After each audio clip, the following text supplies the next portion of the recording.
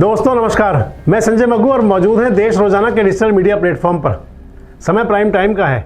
Prime time में जिन खबरों पर आपसे चर्चा करेंगे उनमें मुख्य हैं कि हरियाणा कांग्रेस का एक नेता यमुनानगर में जहरीली शराब बेच रहा था, उस पर मुकदमा भी दर्ज हुआ और अब कांग्रेस के प्रदेश अध्यक्ष उदय भान ने उसको पार्टी से निकाल दिया है। आपसे विस्तृत चर्चा करेंगे। इसके साथ साथ आपसे बात करेंगे कि हरियाणा के अंदर आज जब भाई दूज का पर्व था, रोडवेज की बसें नहीं चली और सरकार के मंत्रियों का रवैया देखें कैसा है। और पूरा दिन बीतने के बाद में प्रदेश के परिवहन मंत्री को टाइम मिला हड़ताली आंदोलनरत कर्मचारियों से बातचीत का। आपसे बात करेंगे मध्य प्रदेश और राजस्थान के विधानसभा चुनाव की भी। आपसे बात करेंगे कुछ सियासी खबरों की और किसान सम्मान निधि को लेकर भी। तो इन सब खबरों पर आपसे बातचीत करेंगे। उससे पहले एक नज़र डालते हैं आज दिन भर की सुर्खियों पर।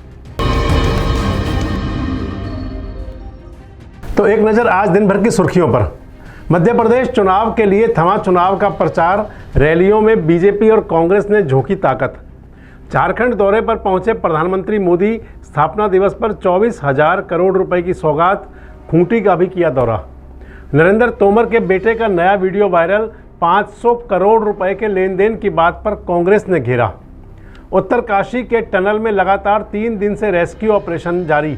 लैंडस्लाइड ने बढ़ाई परेशानियां। जहरीली हुई राजधानी दिल्ली की हवा। AQI खतरनाक स्तर पर पहुंचा। NCR की भी हवा बेहद खराब। जम्मू कश्मीर के डोडा में बड़ा हादसा। खाई में गिरी बस। 30 यात्रियों की दर्दनाक मौत। गाजा पट्टी के अल शिफा अस्पताल में घुसी इजरायली सेना। हमास से सरेंडर करने को कहा। तो चलिए अब बात करते हैं उन खबरों पर जो आज प्राइम टाइम में जिन पर आपसे बातचीत करेंगे। सबसे पहले बात करें कि आज भाई दूज है और आप सभी को भाई दूज की बहुत बहुत शुभकामनाएं। भाई दूज के मौके पर हरियाणा के अंदर बहन बेटियों को बहुत परेशानी का सामना करना पड़ा। आज भाई दूज का त्यौहार मनाया गया और इसी त्यौहार के बीच प्रदेश के लोगों की जो मुश्किलें ऐसी बढ़ी क्योंकि रोडवेज के कर्मचारियों ने हड़ताल की हुई थी। चक्का जाम किया हुआ था रोडवेज की बस का। दरअसल सारा मामला ये कि 3 दिन पहले रोडवेज के कर्मचारी की हत्या कर दी गई। कर्मचारियों का कहना है कि उनके साथी की हत्या के बाद 3 दिन तक रोडवेज चालक का शव रखा रह गया और हम ही बर्फ़ की सिल्ली लाए, ताबूत बनवाया, लेकिन शासन प्रशासन ने कोई परवाह नहीं की। वे लगातार अनिल विज मुर्दाबाद, खट्टर सरकार मुर्दाबाद, मनोहर लाल सरकार मुर्दाबाद के नारे लगाते रहे और कहते रहे कि गब्बर की नाक के नीचे ये काम हो गया और उनको यानी कि गब्बर को यानी कि अनिल विज को भनक तक नहीं लगी क्योंकि मसला अम्बाला का था। बताया जा रहा है कि हरियाणा रोडवेज की जो बसों का है वो रात 12 बजे से प्रदेश भर में चक्का जाम कर दिया गया। इसकी वजह से खासकर बहन बेटियों की परेशानी बढ़ी। जो यूनियन है कर्मचारियों की, उनकी मांग है कि ड्राइवर जो मारा गया राजबीर, उनको शहीद का दर्जा दिया जाए और 50 लाख रुपए उनके आश्रितों को मुआवजा दिया जाए। परिवार के सदस्य को ग्रुप C की नौकरी भी दी जाए। अगर ये मांगें पूरी नहीं हुई तो ये प्रदर्शन आगे और भी उग्र होगा। इस सारे मसले को लेकर, क्योंकि हड़ताल थी तो हड़ताल को लेकर के बहन बेटियां परेशान थी। होना तो ये चाहिए था जब उन्होंने कर्मचारियों ने ऐलान कर दिया एक दिन पहले ही। तो आज भैया दूज के पर्व के लिए सरकार की तरफ से कोई व्यवस्था करने की बजाय सरकार के नेताओं को, अधिकारियों को टाइम तक नहीं मिला कि कर्मचारी यूनियन के प्रतिनिधियों से समय पूर्व बात कर लें। प्रदेश के जो परिवहन मंत्री हैं मूलचंद शर्मा, उनका बयान भी ये आया कि आज शाम को यानी कि जब सब कुछ निपट जाएगा, त्यौहार ख़त्म हो जाएगा, लोगों की परेशानी जो थी वो परेशानी के साथ ही उनका दिन बीत जाएगा, तो उसके बाद सरकार जागेगी, अधिकारियों से बात करेगी, कर्मचारियों से बात करेगी और कोशिश करेगी हड़ताल तोड़वा दी जाए। आखिर ऐसा क्यों है? अगर मंत्री और अधिकारी इतने जागरूक हों और उनको परवाह हो कि लोगों को परेशानी ना भुगतनी पड़े, तो इसके लिए ज़रूरी था कि ये बैठक पहले कर ली जाती। और उससे भी ज़्यादा ज़रूरी था कि एक व्यक्ति जिसकी मौत हो गई, रोडवेज़ के जो कार्यशाला के अंदर उसकी हत्या कर दी गई, उसकी मौत हो गई और उसके बावजूद शासन प्रशासन सोया रहा।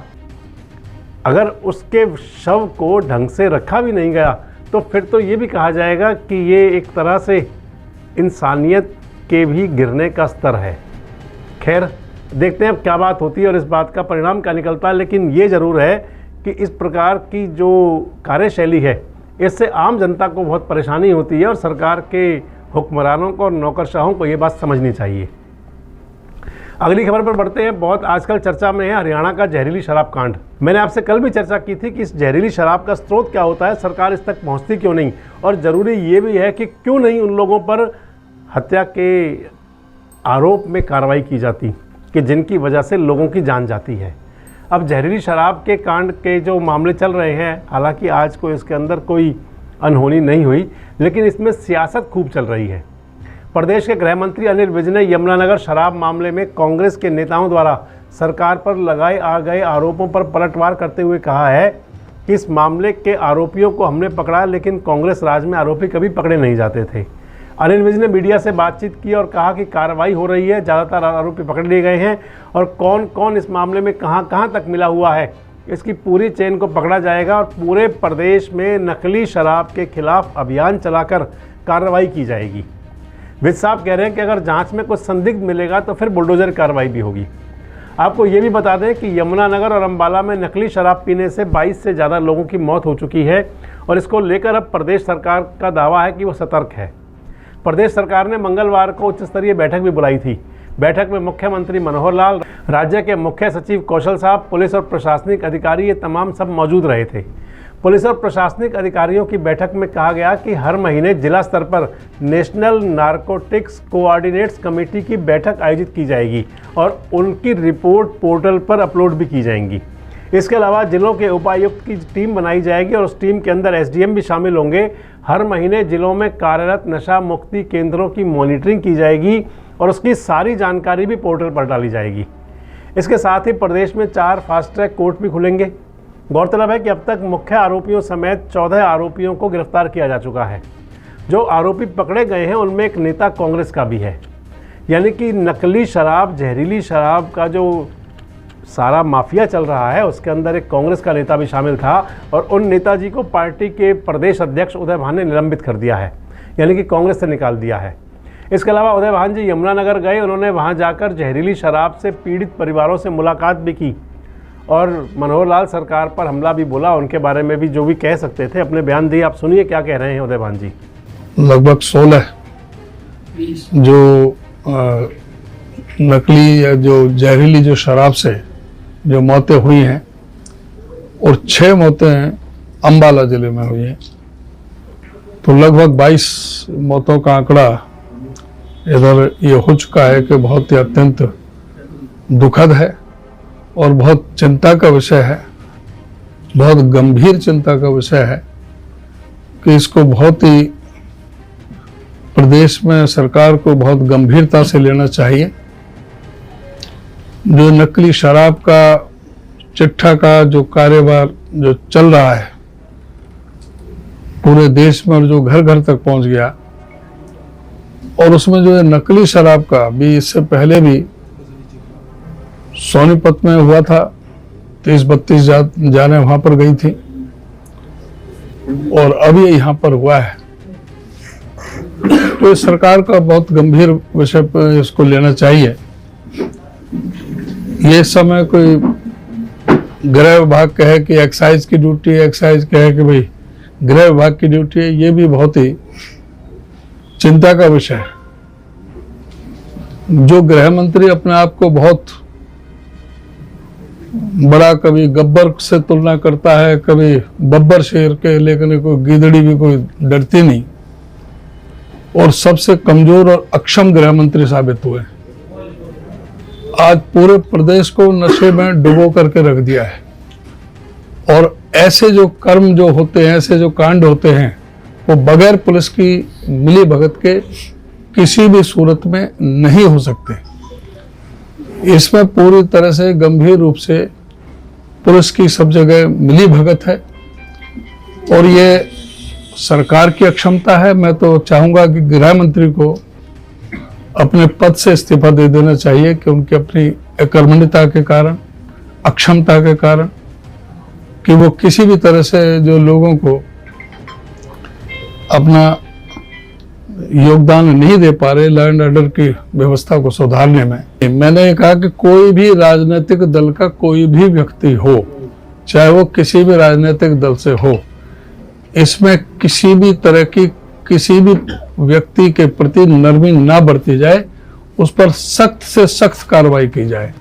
और जहां तक जिसकी आप बात कर रहे हो, मेरे संज्ञान में आते ही उसको मैंने सस्पेंड कर दिया है और उसको रिपोर्ट भेज दी है। और ये आज क्योंकि अखबारों की छुट्टी है, कल वो ऑफिस बंद थे सारे, तो ये कल के सारे अखबारों में वो आ जाएगा। किस पद हमने पर? वो मुझे पता लगा वो पीसीसी डेलीगेट थे, पीसीसी डेलीगेट थे जिसकी बात आप कर रहे हो। नाम क्या था जिसका? आपने बताया ना, मांगेराम मारूपुर, मांगेराम मारूपुर, उसका मुझे उसका पता लगता ही है, मैं उसके खिलाफ कार्रवाई की। तो ये बात थी प्रदेश की जहरीली शराब के मसले को लेकर। अब आपको लेकर चलते हैं उस तरफ जहां चुनाव हो रहे हैं। मध्य प्रदेश में 17 नवंबर को विधानसभा का चुनाव होना है। चुनाव का प्रचार आज थम गया, शोर शांत हो गया। भाजपा और कांग्रेस दोनों ने आज चुनाव के आखिरी दिन, यानी कि चुनाव प्रचार का जो आखिरी दिन था, अपनी पूरी ताकत लगाई। इसी बीच पीएम मोदी का झारखंड दौरा हुआ, जिसमें प्रधानमंत्री मोदी ने प्रधानमंत्री किसान सम्मान निधि की 15वीं किस्त जारी की। पीएम मोदी ने झारखंड के खूंटी में आयोजित एक कार्यक्रम में बटन दबाकर किस्त ट्रांसफर की। इस योजना का उद्देश्य किसानों की आर्थिक मदद करना है। किसानों और उनकी कृषि और दूसरी आकस्मिक जरूरत को पूरा करने के लिए सरकार की तरफ से यह मदद हर 6 महीने में दी जाती है। प्रधानमंत्री किसान सम्मान निधि योजना सरकार की तरफ से चलाई जा रही है। ऐसी योजना है कि देश के सभी किसान परिवारों की आर्थिक मदद हो। इस योजना के तहत हर लाभार्थी किसान परिवार को हर साल 6,000 रुपये 3 समान किस्तों में दिए जाते हैं, यानी कि 2-2 हज़ार रुपये हर किस्त में। प्रधानमंत्री मोदी ने 15वीं किस्त को इंतजार खत्म किया और किसानों के खाते में योजना की धनराशि ट्रांसफ़र कर दी। इस बार योजना के तहत 8 करोड़ से ज़्यादा किसानों को इसका फ़ायदा मिलेगा। 18 करोड़ रुपए की धनराशि ट्रांसफ़र की गई है। तो ये बात थी वो जो किसानों के भले की बात थी। अब बात आपसे कर लें राजस्थान की, राजस्थान के विधानसभा चुनाव की। राजस्थान के विधानसभा चुनाव में वैसे तो सियासी पारा चढ़ा हुआ है, कई राजनीतिक परिवार मैदान में हैं, लेकिन सबसे ज़्यादा उस परिवार की चर्चा है जहां से 4 चेहरे हैं चुनाव मैदान में उतरे हुए, और एक जगह तो चाचा और भतीजे एक दूसरे के खिलाफ ताल ठोक रहे हैं। मैं बात कर रहा हूं आपसे नागौर ज़िले की। राजस्थान की सियासत का गढ़ माना जाता है नागौर। इस बार भी मुकाबला कड़ा होने वाला है, और जब बात नागौर के मिर्धा परिवार की हो तो कहना ही क्या है। नागौर जिले की 3 विधानसभा सीटों से मिर्धा परिवार के 4 सदस्य विधानसभा के सियासी रण में उतरे हैं। रोचक मुकाबला नागौर विधानसभा सीट पर देखने को मिलेगा, जहां परिवार से चाचा भतीजी एक दूसरे के आमने सामने चुनाव लड़ रहे हैं। लंबे समय से कांग्रेस में रही ज्योति मिर्धा इस बार बीजेपी से नागौर विधानसभा सीट की प्रत्याशी हैं। तो वहीं इस सीट पर कांग्रेस ने मिर्धा परिवार से ही डॉक्टर ज्योति मिर्धा के चाचा हरिंदर मिर्धा को उतारा है। चाचा भतीजी के बीच जो मुकाबला होगा ये बड़ा दिलचस्प होगा। नागौर रियासत काल से अलग पहचान रखता है और राजस्थान में राजनीति का गढ़ भी माना जाता है। नागौर जिले के कुचेरा कस्बे के मिर्धा परिवार का सियासत काल से ही बोलबाला रहा है। आज़ादी के समय राजस्थान में पहले बलदेव राज मिर्धा और उनके बाद उनके बेटे रामनिवास मिर्धा, उनके परिवार के नाथूराम मिर्धा के नेतृत्व में सियासी प्रभुत्व रहा है। भाजपा और कांग्रेस ने नागौर में मिर्धा परिवार पर हमेशा से ही भरोसा जताया है। नागौर जिले में 3 विधानसभा सीटें हैं। कांग्रेस ने मिर्धा परिवार को चुनाव मैदान में उतारा है। नागौर जिले में जाट के साथ साथ, यानी कि जाट मतदाताओं के साथ साथ मिर्धा परिवार की सियासत में अच्छी पकड़ मानी जाती है। कांग्रेस सरकार ने नागौर जिले की 2 रिजर्व सीटों को छोड़कर तीनों सीटों पर जाट जाति से मिर्धा परिवार को चुनावी मैदान में उतारा है। तो ये थी राजस्थान की सियासी खबर। 25 तारीख को राजस्थान में चुनाव होगा, और राजस्थान के चुनाव के बाद में 30 तारीख को चुनाव होगा तेलंगाना में, और इसके साथ ही जो 5 राज्यों का चुनाव का दौर चल रहा है वो थम जाएगा। 30 तारीख की शाम होते ही विभिन्न खबरिया चैनल आ जाएंगे आपके पास लेकर के एग्जिट पोल, और 3 दिसंबर को चुनाव परिणाम आएंगे तो मिलान होगा कि एग्जिट पोल में क्या था और जनता ने क्या अपना निर्णय दिया। लेकिन ये ज़रूर है कि ये जो चुनाव हो रहा है 5 राज्यों का, जिनमें से मिज़ोरम का चुनाव हो चुका है, इसे आप मान लीजिए कि ये 2024 का ट्रायल है। आप ये कह सकते हैं कि 2024 में जो चुनाव होना है लोकसभा का, और उसके बाद कई राज्यों के विधानसभा के चुनाव होने हैं, उसका ये सेमीफाइनल है, और इससे तय हो जाएगा कि आखिर देश की जनता के मन में क्या है। देश की जनता के मन में क्या है, इस बात का तय होने के बाद में, और जब लोकसभा चुनाव में नेता उतरेंगे तो उसके बाद जनता तय करेगी आखिर देश का शासन सौंपना किसे है। तो इसी सियासी खबर के साथ प्राइम टाइम में आपसे लेते हैं इजाज़त। कल फिर मिलेंगे कुछ उन मुद्दों और खबरों के साथ जो आपके लिए जानना जरूरी है। तब तक के लिए जुड़े रहें हमारे साथ, देखते रहें देश रोजाना।